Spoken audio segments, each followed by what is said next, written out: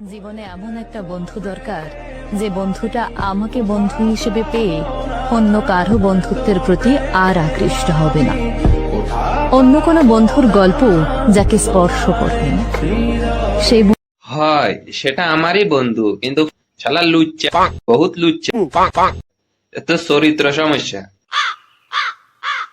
তা আমারে ছোটবেলা আমার সাথে ভাইল বক্কা মারি এমন একটা বন্ধুত্ব করিছে যে এগ্রিমেন্টের মতো একটা যেন ব্যাপার স্যাপার হয়ে গেছে। ও দ্বিতীয় কোনো বন্ধুর প্রতি আকৃষ্ট হয় না, এই কারণে শালা চরিত্রের সমস্যা। আমি বিয়ে করলে ওর সাথে যেন আমার শালিটাকে বিয়ে দিই, এক জায়গায় গিয়ে শালা ওই আমার সাথে যাতে করতে পারে কিছু একটা। ওটাই তো তার মেইন সমস্যা। এই কারণে বন্ধু দ্বিতীয়টার দিকে আকৃষ্ট হয় না।